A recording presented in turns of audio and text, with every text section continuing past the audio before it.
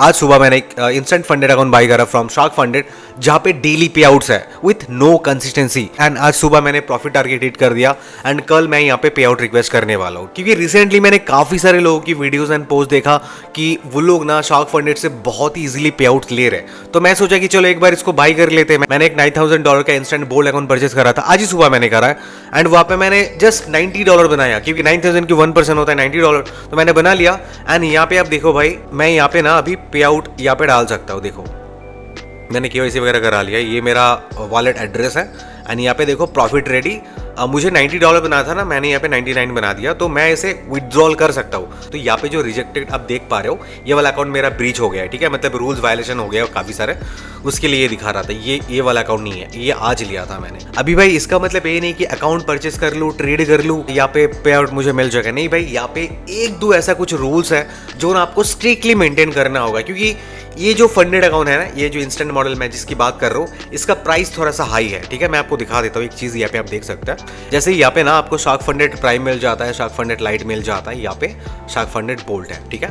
अभी बोल्ट के अंदर यहाँ पे देखिए, ये पूरा इंस्टेंट मॉडल है। यहाँ पे जो अकाउंट साइज स्टार्ट होता है ना, $1,500 से अकाउंट साइज स्टार्ट होता है। एंड मैक्स आप यहाँ पे ले सकते हैं $9,000 का अकाउंट साइज। तो यहाँ पे मैंने परचेस करा था $9,000 का अकाउंट, ठीक है। इसका प्राइस लगभग यहाँ पे 301 यहाँ पे आप देख पा रहे हो। एंड ये कोड बोर्ड मारने से ना 30-40% डिस्काउंट हो जाता है, ठीक है। आप मेरा ही कोड मार लेना, आपको 50% या 40% डिस्काउंट मिल जाएगा। तो भाई अभी मैं कौन से रूल के बारे में बात कर रहा हूँ, जो आपको यहाँ पे स्ट्रिक्टली मेंटेन करना है, ठीक है। अगर उसको आप मेंटेन नहीं करते हो तो भाई कोई फायदा नहीं है, ठीक है। वो क्या है, मैं यहाँ पे ना FAQs में आ जाता हूँ। मैं जिस मॉडल के बारे में बात कर रहा हूँ वो मैं आपको एक पहले दिखा देता हूँ। ये थोड़ा सा नीचे स्क्रॉल करेंगे,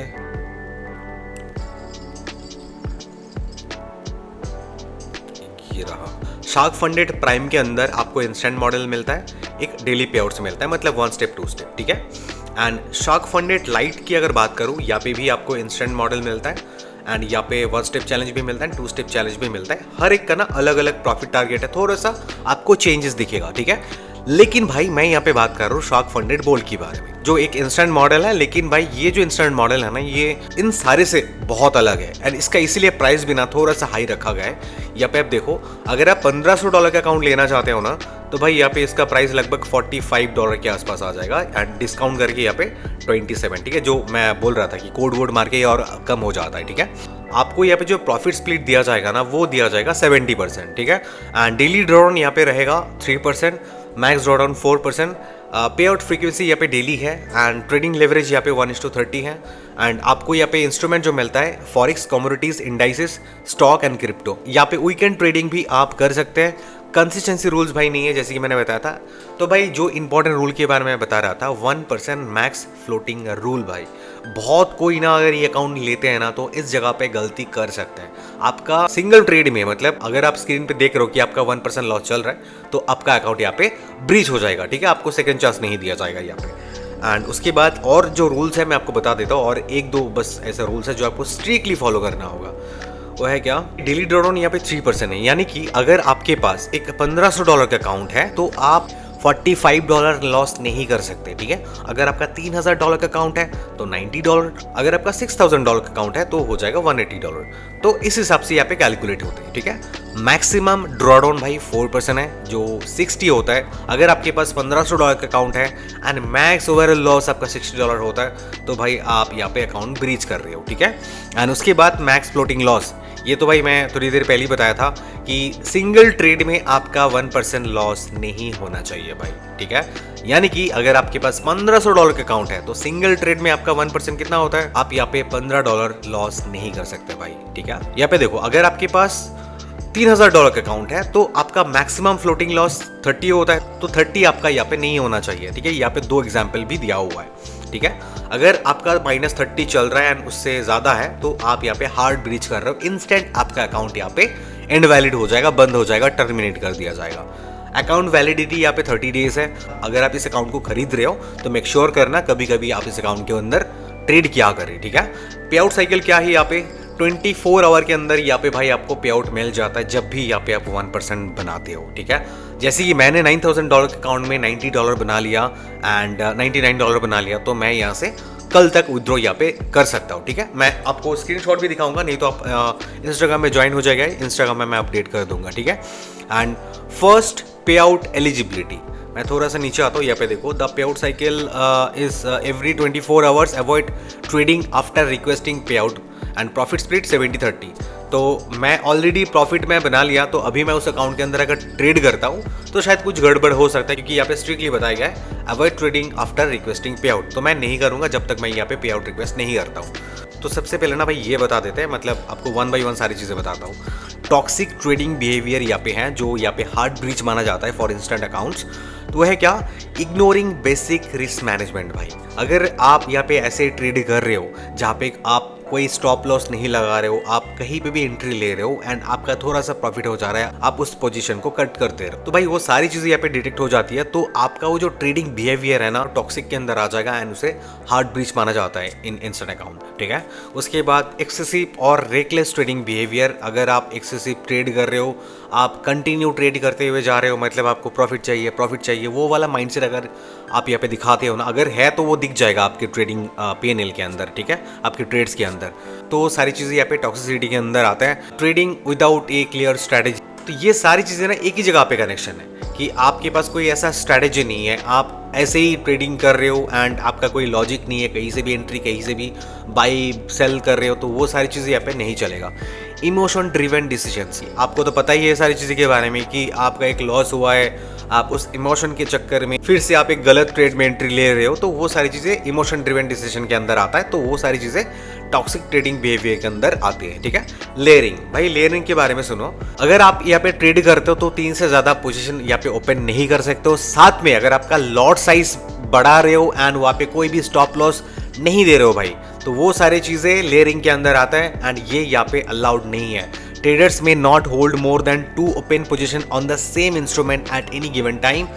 The practice known as layering is not permitted. उसके बाद excessive risk taking and over leveraging. Using maximum lot size on every trade. आप हर एक ट्रेड में अपने लॉट साइज का जो मैक्सिमम परमिट है वो आप यूज कर रहे हो and without any logic and, तो भाई ये सारी चीज़ें यहाँ पे एक्सेसिव रिस्क ट्रेडिंग के अंदर आता है। तो बेहतर यही होगा कि इस इंस्टेंट मॉडल के अंदर आप बहुत ही कम लॉट साइज से ट्रेड करें, ताकि आपका 2 मिनट वाला रूल आपका ब्रेक ना हो, ठीक है, क्योंकि आपको करने ही होगा, नहीं तो आपका स्टॉप लॉस या टेक प्रॉफिट 2 मिनट के अंदर लग जाएगा अगर आप ज़्यादा लॉट साइज से ट्रेड कर रहे हो तो। उसकी बात है मार्टिंगल ट्रेडिंग पॉलिसी, अगर आप एक ट्रेड लूज करते हो उसके बाद आप फिर से एक ट्रेड एग्जीक्यूट कर रहे हो अपने लॉट साइज को बढ़ा के, तो ये सारी चीज़ें भाई मार्टिंगल के अंदर आता है एंड ये यहाँ पे अलाउड नहीं है। Within the intention of recovering previous losses, 2 positions running at the same time will be considered as a single trade. Does timing matter?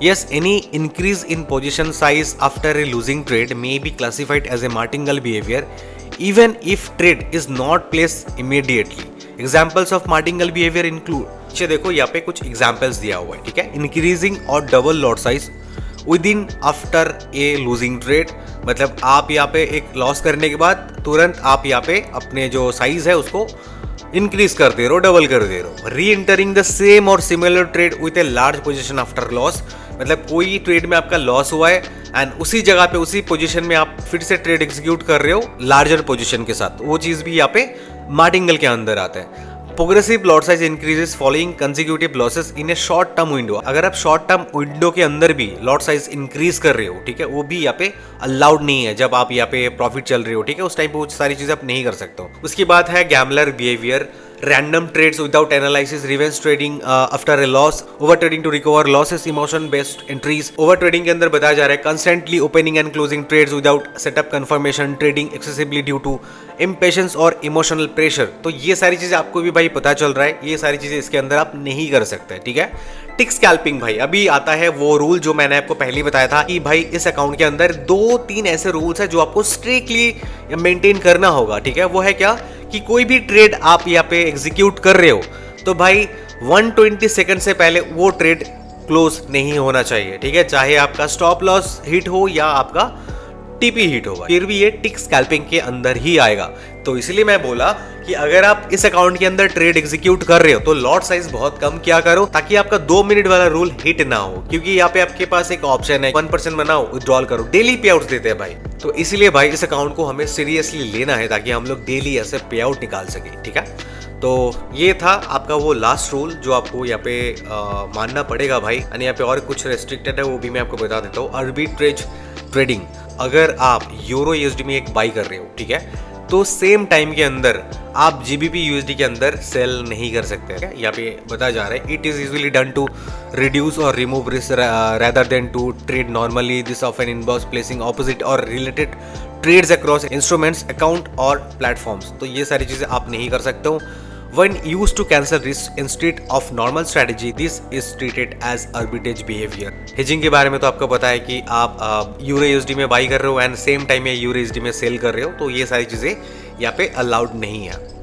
उसके बाद ट्रेडिंग बिहेवियर तो मैंने आपको ऑलरेडी बता दिया, ignoring risk management, emotional decision making trading. And उसके बाद देखो भाई, यहाँ पे और एक रूल है, वन साइडेड और डायरेक्शनल बायस ट्रेडिंग, ओनली बाइंग और only selling regardless of market structure. आपको मार्केट स्ट्रक्चर के बारे में पता नहीं है, आप सिर्फ बाइंग करे जा रहे हो एंड सेलिंग करे जा रहे हो, वो चीज़ यहाँ पे अलाउड नहीं है। तो वो वन साइडेड ट्रेडिंग हो जाता है, वो यहाँ पे अलाउड नहीं है, ठीक है। एंड यहाँ पे जो ब्रीच होता है ना, वो आपका एक सॉफ्ट ब्रीच होता है, आपको वार्निंग भी यहाँ पे कर दिया जाएगा, ठीक है। अगर आपके पास ऐसे अपॉर्चुनिटी आता है कि आप कंटिन्यू बाइंग ही कर रहे हो, एंड यहाँ पे आप ये भी बोल सकते हो कि भाई अगर मेरा कोई अपॉर्चुनिटी है मैं सिर्फ बाइंग कर रहा हूँ, वहाँ पे आप कर सकते हो भाई, लेकिन वो जो बीच में ट्रेड लेने के बीच में ना 1 आवर की भाई आप गैप रखो, तो ये वन साइडेड ट्रेडिंग नहीं होगा, ठीक है। उसके बाद रिवर्स ट्रेडिंग, यहाँ पे रिवर्स ट्रेडिंग के बारे में बताया जा रहा है कि आप यहाँ पे लूज कर रहे हो, कंटिन्यू ट्रेड कर रहे हो, वापस पाने के लिए जो आपका लॉस हुआ, तो वो सारी चीज़ें यहाँ पे अलाउड नहीं है भाई। न्यूज़ ट्रेडिंग के बारे में यहाँ पे बताया जा रहा है 10 minute before and 10 minute after. तो ये आपको पता है कि आपको कैसे मेंटेन करना होगा। आप फॉरेक्स फैक्ट्री से न्यूज़ देख लो, उससे 10 मिनट पहले से उसके 10 मिनट बाद तक भाई आप ट्रेड एग्जीक्यूट मत करो, क्योंकि ये भाई बोल्ट अकाउंट है, हमें भाई पे आउट लेना है, अकाउंट ब्रीच नहीं करना है, ठीक है। तो यहाँ पे भाई स्विंग ट्रेडर्स के लिए कुछ नोट लिखा गया है। अगर आप स्विंग ट्रेड करते हो तो कोई हाई इंपैक्ट न्यूज़ अगर होता है, कोई इवेंट ऐसे आता है, तो भाई 5 घंटे पहले यहाँ पे आप ट्रेड को ओपन करो। अगर आपका ट्रेड्स इस रेस्ट्रिक्टेड विंडो के अंदर क्लोज हो जाता है, तो भाई यहाँ पे जो भी ट्रेड्स आप बना रहे हो ना, जो भी प्रॉफिट आप बना रहे हो, वो यहाँ पे काउंट हो जाएगा, उसको लेके यहाँ पे कोई दिक्कत नहीं है, ठीक है। आई होप मैं आपको शार्क फंडेड की इंस्टेंट बोल्ड अकाउंट के बारे में, सारी रूल के बारे में अच्छे से एक्सप्लेन कर पाया। फिर भी कोई जगह पे अगर आपका दिक्कत है ना, कमेंट करके जरूर बताना। एंड भाई यहाँ पे पे आउट मिल जाता है भाई, ठीक है। मैं आपको कल स्क्रीनशॉट करके अपलोड कर दूंगा। एंड काफ़ी टाइम पहले मैंने ऐसे अकाउंट लिया था, उस टाइम पे मैं भाई अकाउंट को ब्रीच कर दिया था। एंड रिसेंटली मैंने इतने सारे वीडियोस देखा, ट्रेडर्स सारे लोग बता रहे कि भाई यहाँ पे ये जो बोल्ड वाला मॉडल है बहुत ही सही मॉडल है, आप डेली पे आउट निकाल सकते हो यहाँ से। तो इसीलिए मैं अचानक से इसको आज बाई कर लिया था, ठीक है। देखते हैं कल जो भी पे आउट यहाँ पे आते हैं, मुझे शायद 69 मिलेगा, क्योंकि यहाँ पे कुछ तो परसेंटेज रख लेते हैं ना, 70-30 होता है, तो मुझे 69 मिलेगा। तो भाई जो कोई भी बोल्ट लेने के लिए सोच रहे हो, तो भाई रूल्स को अच्छे से देख लो, एंड इस कोड को अगर यूज़ करते हो तो आपको 40 to 50% डिस्काउंट मिल जाएगा, ठीक है। तो चलिए भाई मिलते हैं नेक्स्ट वीडियो में, आज के लिए इतना ही, थैंक यू।